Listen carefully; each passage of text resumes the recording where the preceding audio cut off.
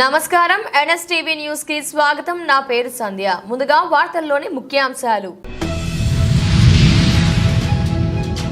మేడ్చల్ జిల్లా షామీర్పేట్ మండలంలోని లాల్గడి మలక్పేట్లో పారిశుద్ధ్య కార్మికులు 11 రోజుల నుండి సమ్మె చేస్తున్నారు. ఈ సమ్మెకు మద్దతుగా షామీర్పేట బీజేపీ మండల అధ్యక్షుడు కొరివి కృష్ణముదిరాజ్ ఆధ్వర్యంలో గ్రామ పంచాయతీ వద్ద కార్మికులకు మద్దతుగా ధర్నా కార్యక్రమం నిర్వహించారు.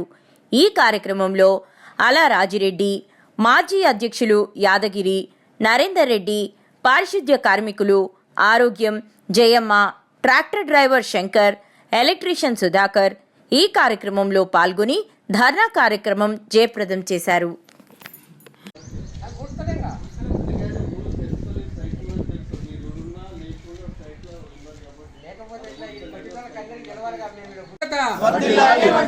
కార్మికుల హైకత 4 నెలల వేతనం వెంటనే 4 నెలల వేతనం వెంటనే ఇవ్వాలి.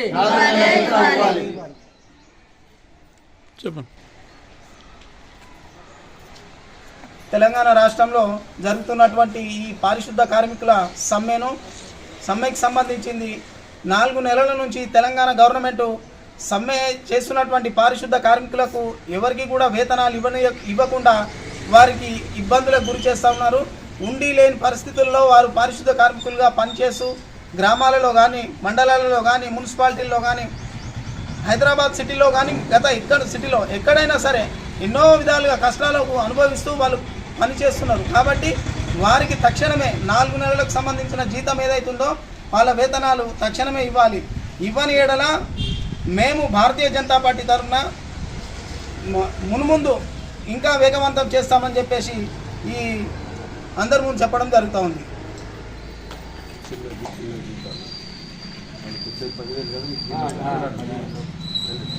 లాల్గడి మలక్పేట పారిశుద్ధ్య కార్మికులు వాళ్ళకు మద్దతు తెలపడానికి వచ్చినాము. తెలంగాణ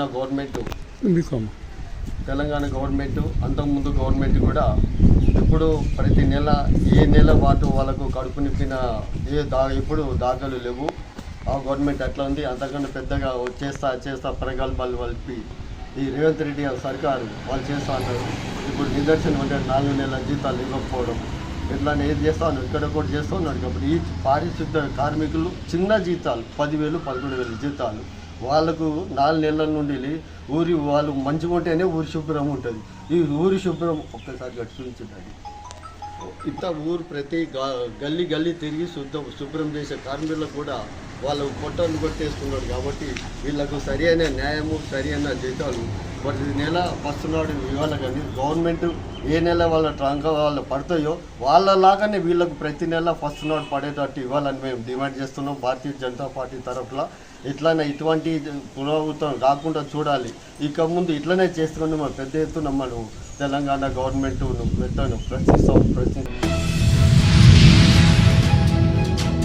కరీంనగర్ జిల్లా కొత్తపల్లి మండలం చింతకుంట ఐసిడిఎస్ ఆధ్వర్యంలో శుక్రవారం శాంతినగర్ అంగన్వాడీ కేంద్రంలో మరియు పోషణ పక్షం ప్రీ స్కూల్లో మేళా నిర్వహించడం జరిగింది. ఈ కార్యక్రమంలో ఎస్ అరుణ సూపర్వైజర్ మాట్లాడుతూ ఆరోగ్యంగా ఉండడానికి పోషకాహారం తీసుకోవాలని 1000 డేస్ యొక్క ప్రాముఖ్యత గురించి వివరించి చెప్పడం జరిగింది. అంగన్వాడీ కేంద్రంలకు పిల్లలను పంపించాలని పిల్లలచే ప్రదర్శన కూడా చేయించడం జరిగింది. ఈ ప్రీ స్కూల్ మేళా చింతకుంట 1, చింతకుంట 2, రాజీవ్ గృహకల్ప, శాంతినగర్, పద్మానగర్ అంగన్వాడీ కేంద్రంలో క్లస్టర్ పరిధిలోని పిల్లలు హాజరై ప్రదర్శనలు చేయడం జరిగింది. అందరికీ నమస్కారం. నా పేరు అరుణ, ఐసిడిఎస్ సూపర్వైజర్, కొత్తపల్లి మండల్.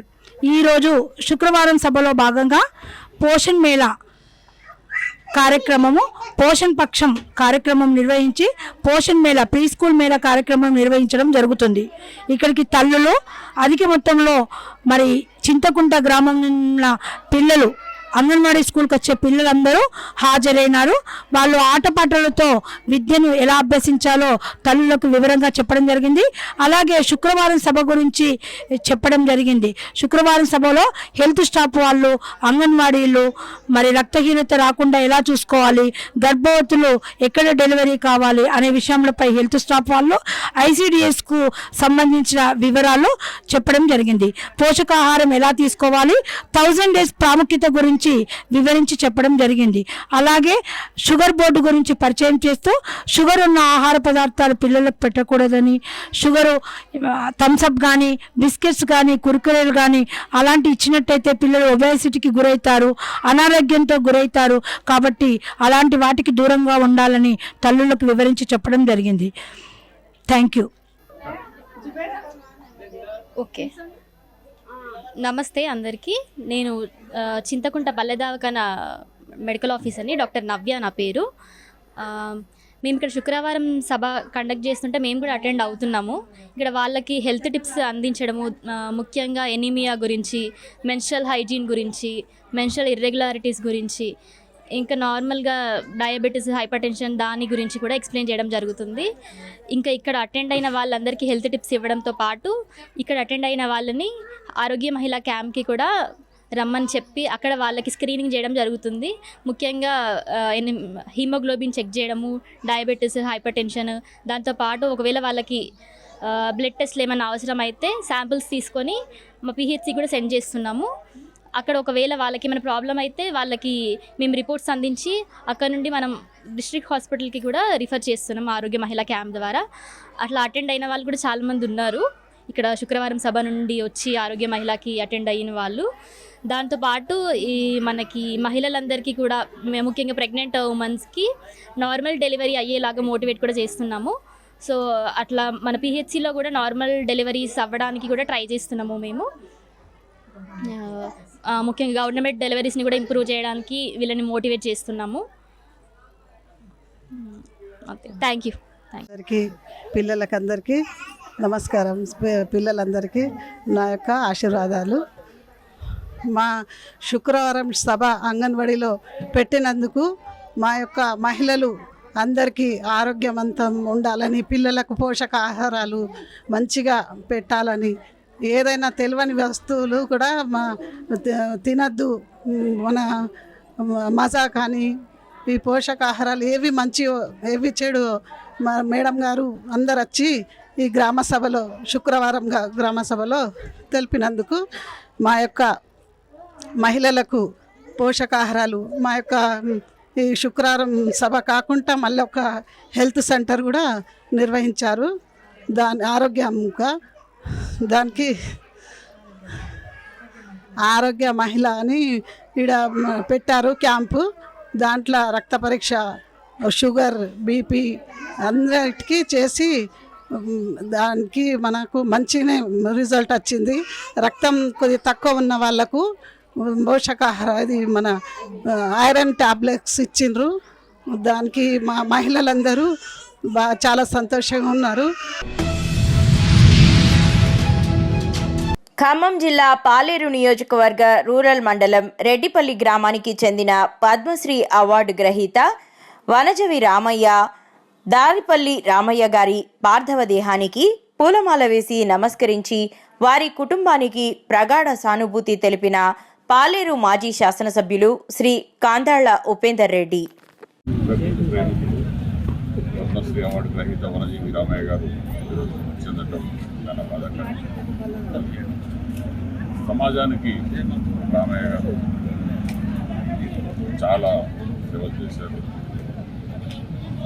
భావితరాలు ఉన్న యువత కూడా ఖచ్చితంగా రామయ్య గారి జీవితాన్ని ఆదర్శంగా తీసుకొని మనం సమాజంలో మన వంతు ప్రకృతిని అభివృద్ధి చేసేదానికి మంచిగా ఉండడానికి పాటుపడాలని మీ అందరికీ వారి భార్యకు కుటుంబ సభ్యులందరూ కూడా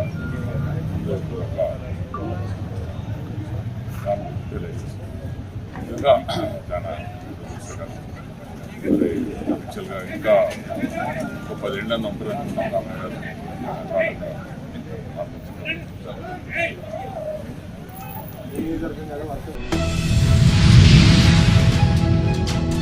జిల్లా ముదిగొండ మండలం అమ్మపేట గ్రామంలో స్వయంభూగా వెలిసిన శ్రీ వెలుగొండ వెంకటేశ్వర స్వామివారి కళ్యాణ మహోత్సవానికి ముస్తాబవుతున్న శ్రీ వెలుగొండ వెంకటేశ్వర స్వామి దేవాలయ ప్రాంగణంలో భక్తులు మెట్ల పూజలు మరియు మొక్కులు చెల్లించుకునేవారు.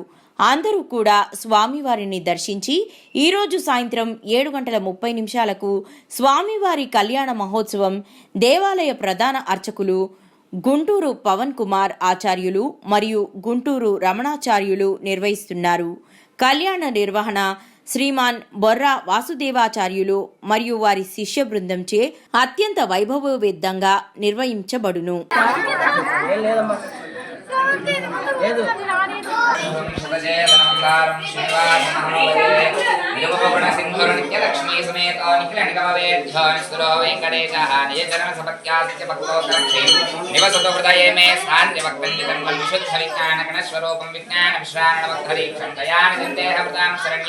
देवं हैत्रीवमहं प्रपद्येवो वेङ्कटेशाय नमः श्रीनिवासाय नमः ओं लक्ष्मीपतये नमः ओं मनामयाय नमः ओं अमृतांसवे नमः ओं दीनबान्धवे नमः आत्मलोकभयप्रदाय नमः ओं आकाशराजवरदाय नमः योगिरुद्धारपद्ममन्दिराय नमः ओं शृङ्गमद्योल्लकिङ्किन्याग्रन्थकाय नमः नीलमेघश्यामतनवे नमः दण्डिने नमः यावन् मंदी भक्त महाशैలకు తెలియజేయండి మనగా ఖమ్మం జిల్లా ముదిగొండ మండలం అమ్మపేట వల్లాపురం గ్రామాల మధ్యలో గల శ్రీ వెలగొండ వెంకటేశ్వర స్వామి వారి సంవత్సరంలో చైత్ర పౌర్ణమి నాడు పాంచానిక బ్రహ్మోత్సవాల్లో భాగంగా ఈరోజు సాయంత్రం 6 గంటల దగ్గర నుంచి స్వామివారికి విశేషముగా ఎదుర్కోలు మహోత్సవం జరుపుకొని 7:30 గంటల దగ్గర నుంచి స్వామివారి తిరుకల్యాణ మహోత్సవం అంగరంగ వైభవంగా జరగబోతున్నది.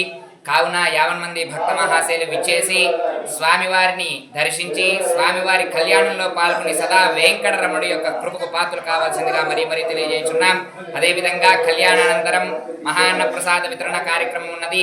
కావున ప్రతి ఒక్కరూ కూడా విచ్చేసి స్వామివారి కళ్యాణాన్ని తిలకించి అన్నప్రసాదాన్ని స్వీకరించి సదా వెలగొండ వెంకటేశ్వర స్వామి వారి యొక్క కృపకు పాత్రలు కావాల్సిందిగా మరీ తెలియజేస్తున్నాం. ఏడుకొండలవాడ వెంకటరమణ గోవింద గోవింద.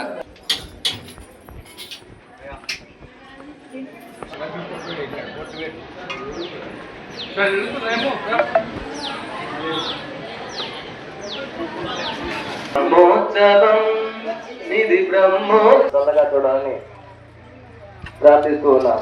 ఓం నమో వెంకటేశాయ. బ్రహ్మోత్సవం ఇది బ్రహ్మోత్సవం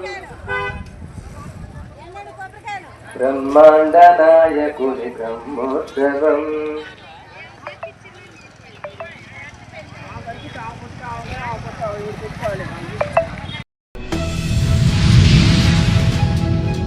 రాజానగరం నియోజకవర్గం కోరుకొండ మండలం కాపవరం గ్రామ సమీపంలో ఉన్న Surya Mahalakshmi rice mill proprietor Ganapathi rice మిల్లులో ఈ ఉదయం ధాన్యం లోడ్ చేసే కన్వర్టర్ బెల్ట్ తీసుకెళ్తుండగా ప్రమాదవశాత్తు 11 kV విద్యుత్ వైర్లు తగిలి విద్యుత్ ఘాతానికి గురై అక్కడికక్కడే జాజుల వెంకన్న, ఆకుల నాని, భర్త్ సత్యనారాయణ ముగ్గురు ప్రాణాలు విడిచారనే విషయం తెలియగానే తీవ్ర దిగ్భ్రాంతికి లోనై హుటాహుటిన ఘటనా స్థలానికి చేరుకున్న ఎమ్మెల్యే బలరామకృష్ణ ప్రమాదం జరిగిన ఒక విధానాన్ని క్షుణ్ణంగా తెలుసుకుని మృతుల కుటుంబ సభ్యులను ఓదార్చి ఈ కష్టకాలంలో మనోధైర్యంతో ఉండాలని ప్రభుత్వం తరపున వ్యక్తిగతంగా ఆ కుటుంబాలకు అన్ని విధాల భవిష్యత్తులో అండగా ఉంటామని తెలియజేశారు.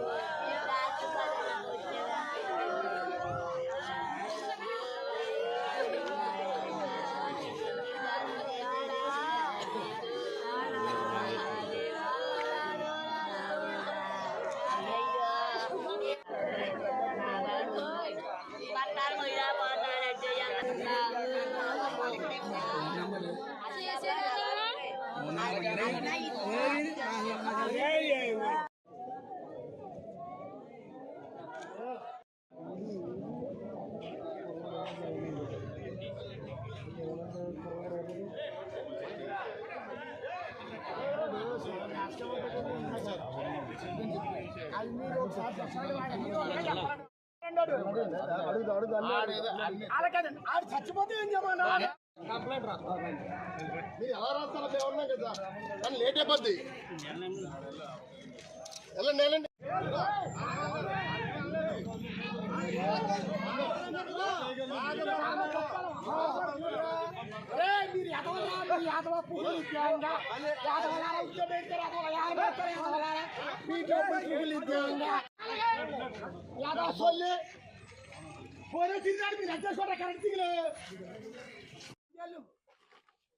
జరిగింది అది చేసావా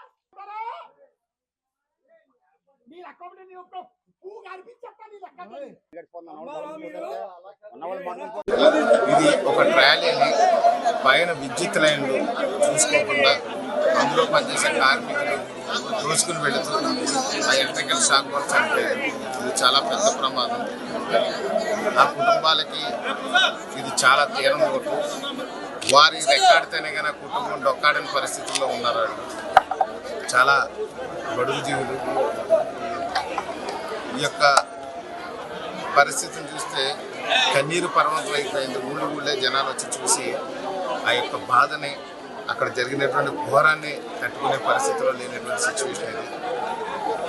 ఏదేమైనా ఆ కుటుంబానికి ప్రభుత్వం పూర్తిగా అలాగే రైస్ మిల్ కూడా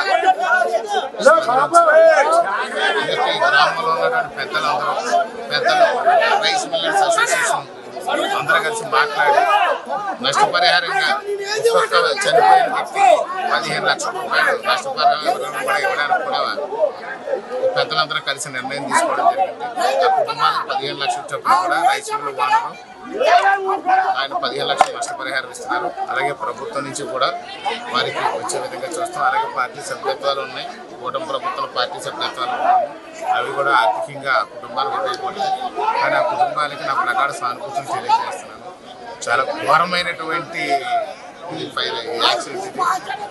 ఇది ఒక అనుకోని ప్రమాదం. ఇది ఒక పైన జస్ట్ చూసుకోకపోవడం వల్ల ఎలక్ట్రికల్ షాక్ అయి జరిగి చనిపోవడం జరిగింది. కాబట్టి ఖచ్చితంగా దీని మీద పూర్తి స్థాయిలో ఎంక్వైరీ చేయించి దాని మీద చట్టపరమైనటువంటి చర్యలు కోర్టు కేసులు కూడా నడుస్తాయి.